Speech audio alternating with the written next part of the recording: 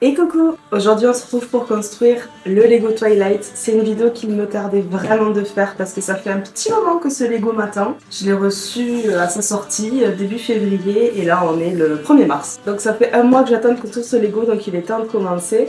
Je voulais pas faire une simple construction de Lego en time-lapse, même s'il y en aura parce que ça a l'air d'être vraiment un gros Lego. Je construis pas beaucoup de Lego donc je vais prendre beaucoup de temps. Il y aura du time-lapse effectivement, mais je voulais aussi rajouter des anecdotes par rapport au film. Un peu comme le font Amixem et Thomas quand ils construisent des Lego, je trouve que c'est un concept qui fonctionne bien. Et il faut savoir que Twilight, c'est la saga de ma vie. Il y a de nombreuses anecdotes que je connais et que j'avais envie de partager que peut-être vous ne connaissez pas. J'ai essayé de chercher des anecdotes qu'on voit pas souvent. Peut-être que je ferai une redite, il y en a qui sont forcément connues, mais j'espère vous surprendre par des anecdotes que j'ai pu trouver. On est parti? Allez. Il a l'air... Je sais pas combien il y a de pièces, j'ai même pas vu.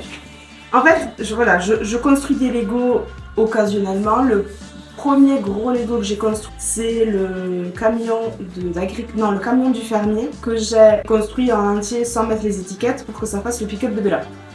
J'avais déjà ça dans la tête et ça c'était il y a 3 ans. Et là, je sais pas combien il y a de pièces. Et c'était le premier gros Lego que je construisais, j'ai mis 3 jours. Et là, il y a combien de pièces? 2000 pièces. Le problème, c'est qu'on a tellement de Lego chez nous que je sais même pas où est-ce qu'on va le mettre celui-là. Ah, ok.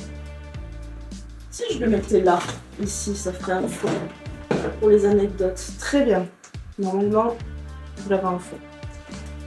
Ah. Bon. Alors j'espère que monsieur le petit chat qui est juste là n'ira pas trop jouer avec le carton et faire du bruit, ce serait dommage. Donc on est parti pour le premier sachet. Est-ce que je vous résume Twilight? Est-ce qu'il y a besoin de résumer Twilight? Bon, pour ceux qui ne connaissent pas, pour la jeune génération, parce que je me dis qu'effectivement, hein, ça devient une vieille saga. Hein, le premier film est sorti en 2008, ça fait pas encore 20 ans, mais on s'en rapproche. En tout cas, ça fait 20 ans que le premier tome est sorti, donc je me dis qu'effectivement... Bon, la génération de ma sœur, celle qui est née en 2009, encore, je pense qu'elle peut connaître si elles avaient des grandes sœurs ou des grands frères qui regardaient Twilight. Mais pour celle qui est après... Qu'est-ce que c'est Twilight? Twilight, c'est l'histoire d'une jeune fille qui s'appelle Isabella Swan, qui a 17 ans, qui déménage à Forks pour rejoindre son père et qui n'a pas très envie finalement de venir à Forks parce que c'est vraiment une ville très pluvieuse. Elle qui vient de Floride, autant te dire que ça dénote hein, au niveau de l'ambiance et de l'environnement. Elle s'attend à ce que sa nouvelle vie soit hyper ennuyeuse à Forks, sauf qu'elle fait la découverte d'une fratrie au lycée, la famille Cullen, et elle tombe vite amoureuse de Edward Cullen qui l'intrigue, qui est assez mystérieux. Elle découvre que c'est un vampire et c'est déjà trop tard parce que leur destin est déjà scellé. Bon allez, trêve de bavardage, on va commencer par le premier sachet.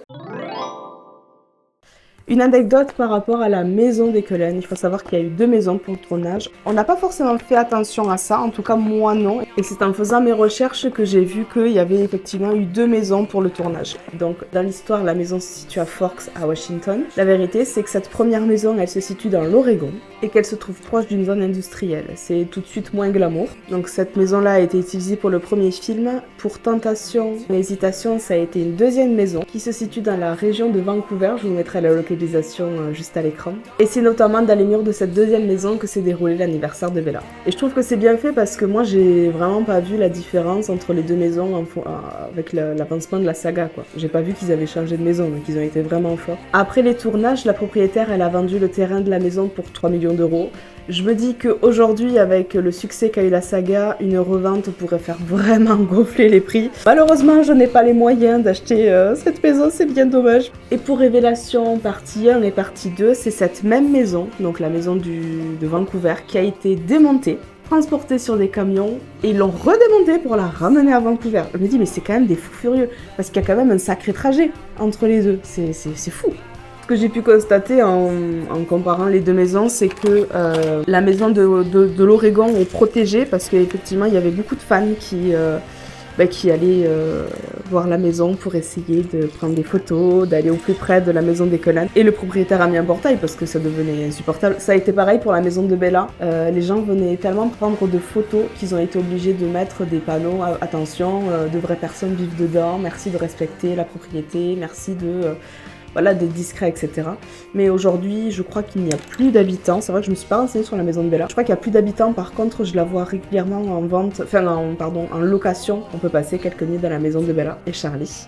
Et ça c'est trop un rêve par contre. Donc voilà notre petite Bella.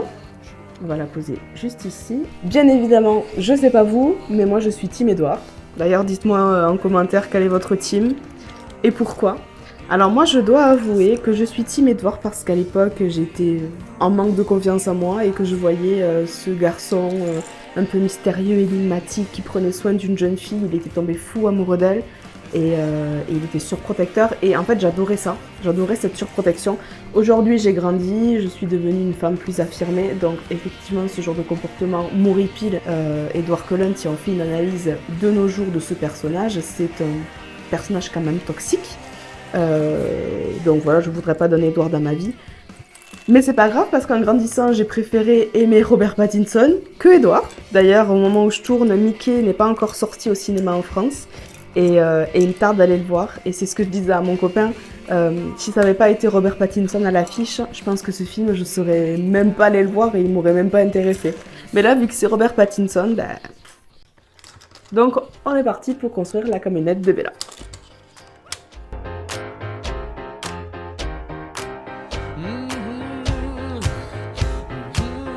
Comment on met Bella dedans? Ah, il faut enlever ça, j'imagine. C'est pour ça que ça tient, parce que c'est la mode, c'est pour mettre Bella. Mais oui, mais évidemment, évidemment. Je ne connais pas assez Lego pour connaître leur... pour comprendre de suite leur intention. Ah là là. Je pense que je vais rajouter une anecdote, même si on n'a pas ouvert de sachet, par rapport à cette camionnette. Il faut savoir que la camionnette, donc cette Chevrolet, Kristen Stewart l'a achetée à la suite du tournage. Elle l'a utilisée un petit peu dans sa vie personnelle. Et puis voilà, aujourd'hui peut-être qu'elle est dans un garage, peut-être qu'elle l'a revendue, je ne sais pas. Mais en tout cas, la vraie camionnette qui a servi au film a été rachetée par l'actrice. Et je trouve ça super, parce que du coup, ça fait un super souvenir de tournage. Il y en a qui ramènent des bijoux, il y en a qui ramènent des costumes. Ah non, Kristen Stewart, elle ramène la voiture.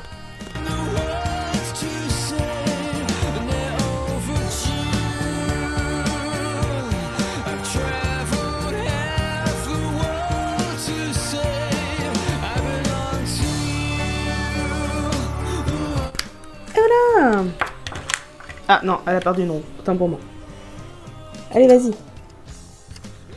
Voilà. Nickel. On va y mettre Bella dedans. Voilà. Ah mais... Attends, elle nous fait une Diana, là. Sors du pare-brise. Allez. Bon, on va la mettre debout. Je sais pas trop comment ça doit fonctionner. Vas-y. Ah bah non, si elle est debout, ça ferme plus. Bon, alors attends. Faut que je t'assoie. Voilà, très bien. Sans t'appuyer dessus. Tac. Et voilà. Paquet suivant. Waouh.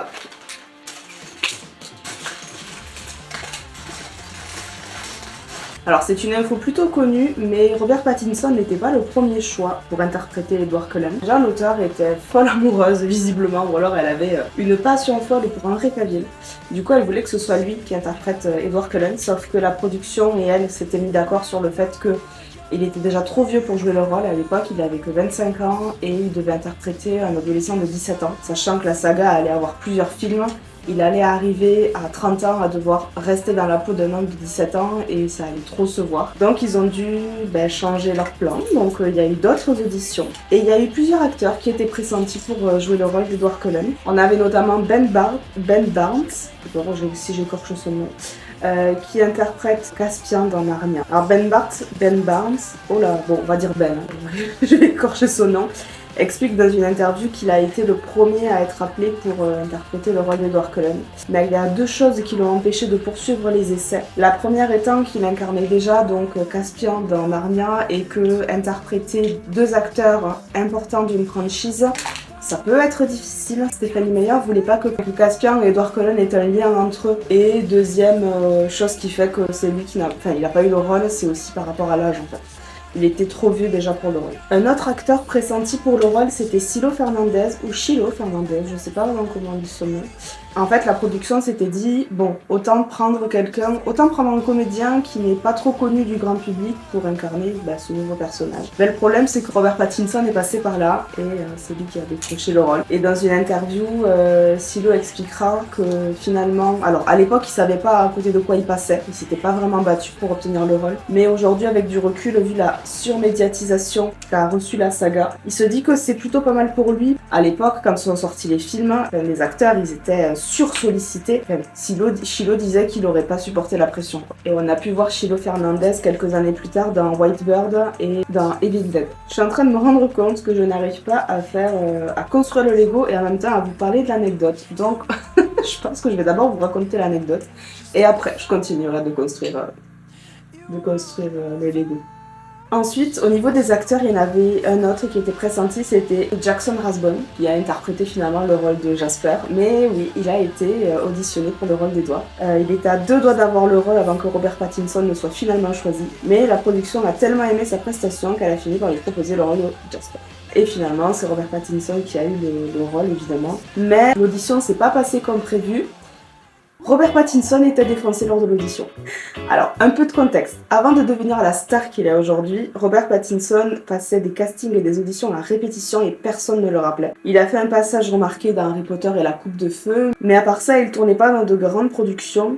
Et sa carrière d'acteur l'inquiétait tellement qu'il a même envisagé de revenir en Angleterre pour arrêter sa carrière d'acteur. Il a commencé à développer une terreur absolue face aux auditions et il était dans cette attitude « ouais, je vais aller passer un rôle, ça va être trop bien » et le jour de l'audition, il était flippé comme pas possible, impossible pour lui de passer le casting correctement, mais je pense que c'est pour ça qu'on le rappelait pas. Après son rôle d'Harry Potter, il a vécu un temps chez son agent, sur le canapé de son agent. Et vraiment, il voyait sa carrière terminée, quoi. Et un matin, il reçoit un mail de son agent qui lui dit « tu vas passer une audition pour Twilight ». Et Robert lui dit « non, ça suffit, les auditions, j'en peux plus, j'arrête, je suis trop flippée ». Et elle lui dit « ok, va dans ma salle de bain, tu trouveras du Valium, prends-en un peu ». Il racontait que c'était la première fois qu'il prenait du Valium et je me souviens juste m'être senti si glorieux à l'arrière du taxi avec la fenêtre ouverte et avoir simplement dit « waouh, c'est ce qui me manquait ». Donc je pense que j'avais cette chose assez détachée lors de l'audition qui a dû en quelque sorte fonctionner pour le rôle. Donc il a été défoncé pour jouer Edward. Et c'est vrai que dans le premier film, Edward, alors la réalisation aussi en a pour beaucoup, mais dans le premier film, il est quand même un peu bizarre, Robert Pattinson. Il a une interprétation assez bizarre du personnage.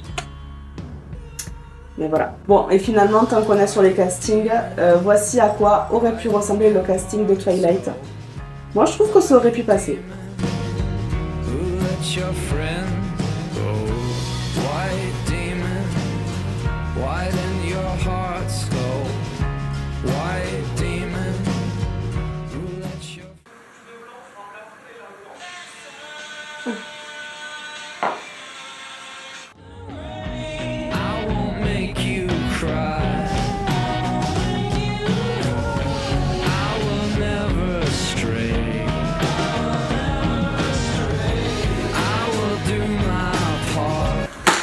Ok, sachet numéro 3.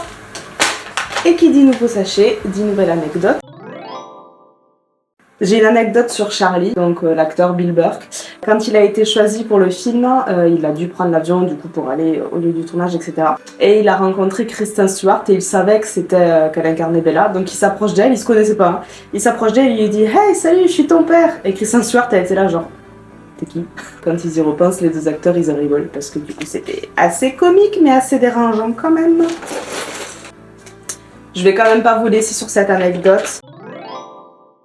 Ce que je peux vous dire, c'est que Robert Pattinson a failli se faire virer du tournage. Lui, il voyait une version de Edward Cullen un peu plus émo, un peu plus arty, comme il dit en anglais. La production n'était pas du tout d'accord avec la direction que voulait prendre Robert Pattinson. Sauf que, en fait, Robert Pattinson devenait exécrable, il faisait la gueule tout le temps, il n'était pas coopératif. Et un jour, il y a ses managers qui sont arrivés sur le tournage et qui lui ont dit « Bon, écoute, soit t'arrêtes, soit tu te fais virer à midi. Et ben du coup, il s'est un peu calmé, mais ça l'a quand même pas empêché, de manière un peu plus subtile, d'imposer sa vision d'Edward Cullen au film. Et c'est pour ça qu'on se retrouve avec un Edward Cullen dans le premier film un peu, ouais, émo, gothique, enfin pas gothique, mais émo, ado torturé, etc. C'est à cause de Robert Pattinson. Notre petit Charlie. Moi j'aimais beaucoup Charlie. Alors au début pas trop, et puis en grandissant, j'ai compris que c'était un père un peu perdu et que il cherchait juste l'amour de sa fille et il voulait bien faire et voilà. Donc ouais, j'aime beaucoup Charlie.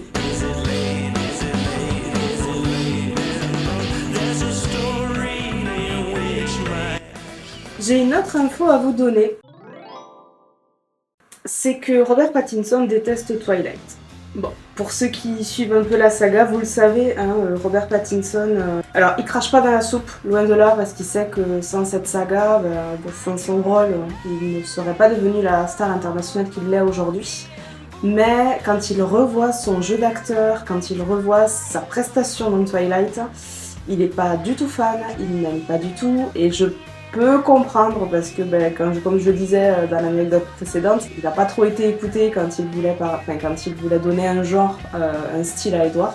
Je pense que ça a dû le frustrer. Ça lui a pas vraiment plu de jouer Edward. C'est dommage parce que il a vraiment marqué toute une génération et c'est toujours un peu triste de savoir que ton personnage de fiction préféré a été incarné par un acteur qui n'a pas aimé son rôle.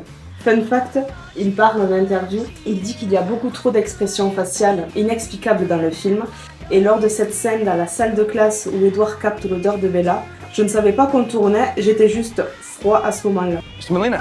Hey, Mike. Oh, yes. Miss Swan. Et je revois très bien cette scène, je vous la mettrai. En fait, il savait pas que ça tournait. Et c'est vrai que ça donne aussi des réactions authentiques. Mais ça montre aussi qu'il se faisait un peu chier sur le tournage. Et lors de l'avant-première en 2008 pour le premier film, Robert Pattinson quitte la salle au moment de la scène au restaurant parce que son attention était beaucoup trop portée sur ses sourcils en se demandant comment un vampire pouvait avoir l'air effrayant avec de tels sourcils. Voilà, il était pas très content.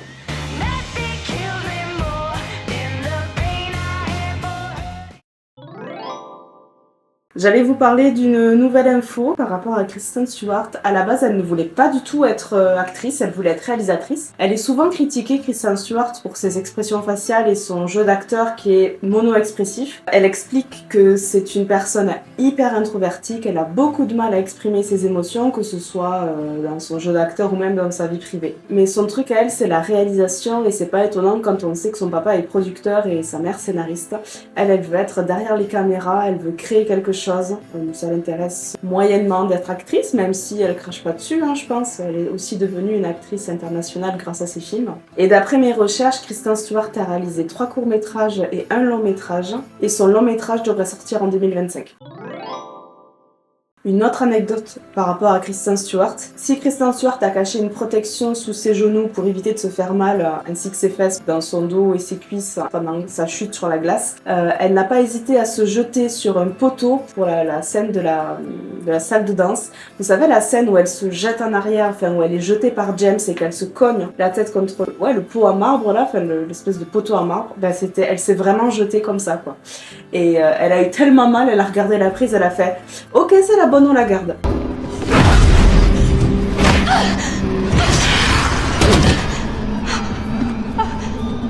Magnifique, dynamique et efficace. J'ai bien choisi mon décor. Elle est complètement tarée cette fille. Kristen Stewart a fêté ses 18 ans 2 semaines avant la fin du tournage et ça a quand même soulagé la production parce que la loi de protection des mineurs en Amérique imposait que les mineurs qui sont dans les films ne doivent pas tourner plus de 5 heures par jour et sont obligés d'assister à 3 heures de cours. Donc ça a bien soulagé la production quand elle a fêté ses 18 ans et qu'elle était beaucoup plus libre sur son emploi du temps. Je vous parlais il y a quelques secondes de la scène dans la salle de danse. Il faut savoir que c'est la première scène qui a été tournée pour le film. Ils ont commencé par filmer ça. C'est assez hard, je trouve, quand même. Allez, sachet numéro 4. D'ailleurs, je sais pas si vous saviez, mais les livres auraient pu s'appeler autrement. Donc en français, on a Fascination, Tentation, Hésitation, Révélation. Et maintenant, on a même Midnight Sun. Mais l'autrice voulait un autre nom pour la saga. Elle voulait l'appeler Forks, en référence évidemment à la ville où se déroule l'histoire. Mais Forks en français, ça veut dire fourchette. Du coup, je me suis amusée à refaire les couvertures.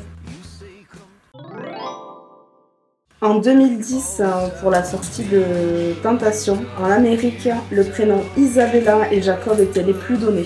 Isabella, ça fait quand même un prénom un peu vieux. Donc en 2010, aujourd'hui, ça voudrait dire que les filles, elles ont 14 ans, même 15 ans. 15 ans, ça s'appelait Isabella.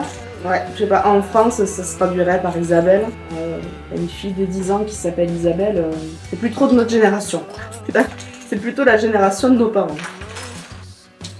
Si un jour je peux construire ma maison, bon, c'est mon rêve de construire ma maison, je voudrais des baies vitrées partout. Quand je dis que Twilight a vraiment construit mon identité, ou m'a aidé à me construire et à visualiser la vie que je veux avoir, quand je pense à ma maison, je veux des baies vitrées partout.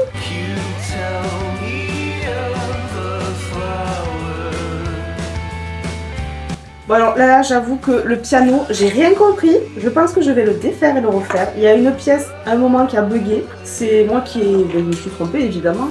Mais je sais pas où. Donc, allez, c'est reparti.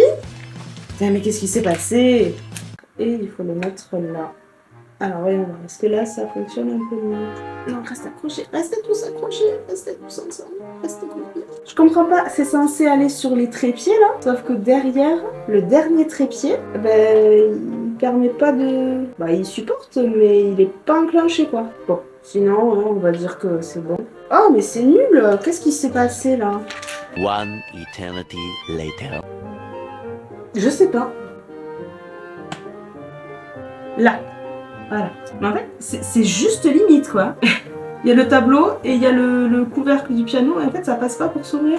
Mais là, au moins, je suis dans l'axe, quoi. Mais mon piano sera pas ouvert, souris. D'ailleurs, tant qu'on est sur le piano, La berceuse de Bella, c'est Robert Pattinson qui l'a composée et c'est pas la seule musique du film qu'il a composée. Il a aussi écrit Neverthink qu'on entend notamment au restaurant. La musique de fond, c'est Robert Pattinson qui chante d'ailleurs. Et pareil pour la musique quand Edward suce le sang de Bella suce le venin pour la sauver. Alors on entend une musique en fond et c'est une composition également de Robert Pattinson. Et sauf qu'au moment du montage du film et de la projection du film, il n'était pas au courant que cette musique allait être utilisée, donc ça a été une petite surprise pour lui. Sachet numéro 5. Je vais continuer un petit peu avec Robert Pattinson. La production trouvait que les dents de Robert Pattinson n'étaient pas très très jolies, donc ils lui ont demandé de porter un appareil dentaire pendant 3 semaines, mais c'était un appareil dentaire invisible, enfin surtout à l'arrière des dents. Et Robert Pattinson n'en a eu que faire, donc il n'a pas du tout écouté la production. Et il est revenu 3 semaines plus tard en disant « C'est bon, je l'ai mis et tout !» Et les producteurs ils étaient « Ah ouais, trop bien, ça se voit presque pas en plus, c'est génial et tout !» Donc voilà, des fois il faut juste convaincre son auditoire qu'on a fait les choses pour que finalement... ils y croient.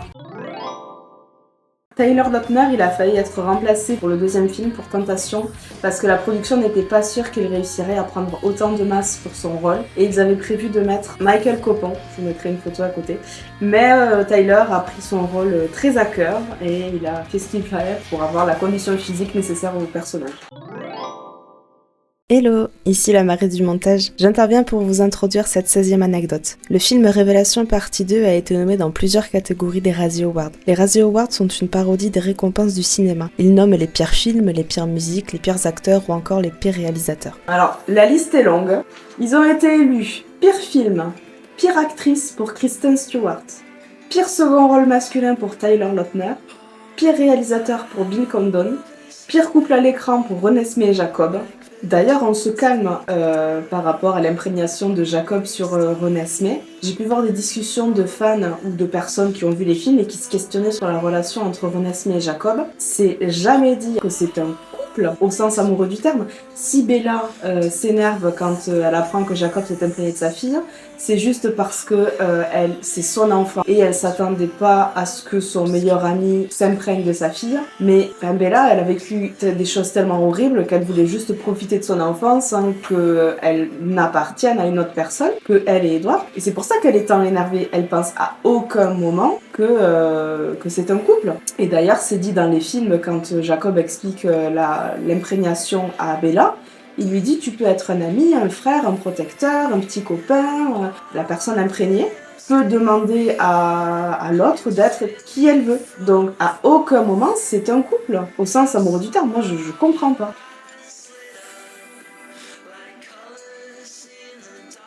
Ça a également été élu pire suite et pire troupe d'acteurs à l'écran. En vrai, je suis un peu triste, mais bon, faut quand même accepter les critiques, mais moi, je suis pas d'accord, hein. Je suis pas d'accord sur certains razzies. D'ailleurs, pour ceux qui ne le savent pas, Twilight revient en 2025. Dernière interruption, après je vous laisse avec le timelapse de la construction de la maison. Twilight revient effectivement en 2025 en série animée sur Netflix et je suis vraiment impatiente de voir ce que ça va donner.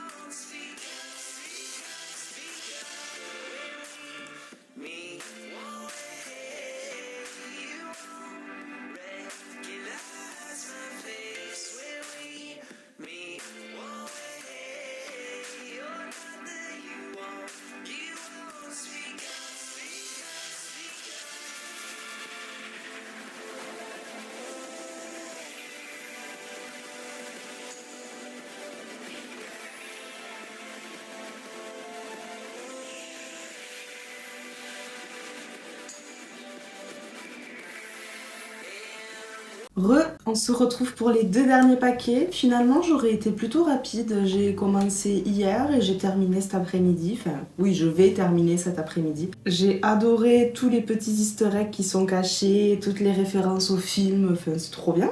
Puis elle est magnifique. C'est magnifique. Le seul truc que je regrette, c'est que... c'est pas la faute de Lego, c'est comme ça, mais tout ce qui est en plastique transparent a été rayé, plus ou moins rayé par les autres pièces. Donc, c'est un peu dommage, mais bon, c'est comme ça. Donc je la mets de côté. Et on va être parti pour le 17e paquet. Nous n'avons toujours pas trouvé Jacob. Je pense... Jacob va être là alors.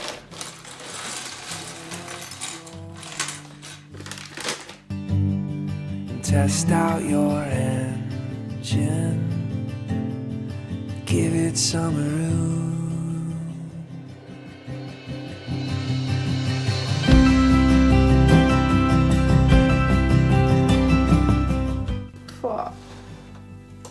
Elle claque, hein. Et enfin, Jacob. Construire Jacob. Oui, Jacob qui a... Alors, je préfère Jacob avec les cheveux courts. Hein. Même si je pense que je préférais le personnage de Jacob avec les cheveux longs. Jacob cheveux courts, j'aime pas sa personnalité. Je préférais Jacob cheveux longs. En fait, j'aime pas Jacob quand il est un loup, quoi. Où sont tes jambes? J'ai pas les jambes de Jacob. Au secours. Voilà, on a Jacob, on a tout le monde. Tout le monde, il est construit.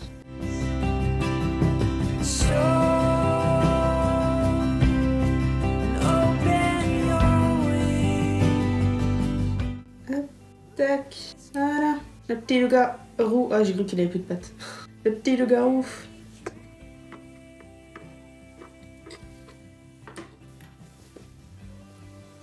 Tu arrives pour la fin.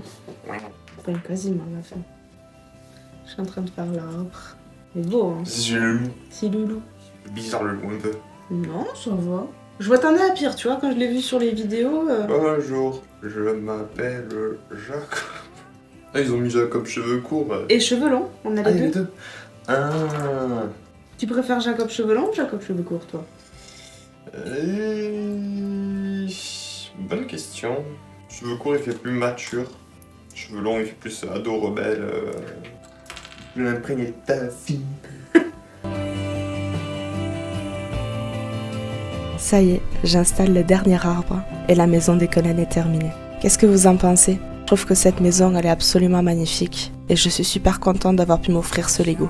Il va fièrement trôner dans ma bibliothèque. Si cette vidéo vous a plu, n'hésitez pas à la liker, à la commenter et à vous abonner. D'ici la prochaine vidéo, prenez soin de vous et on se dit à la prochaine. Ciao! So, sing out your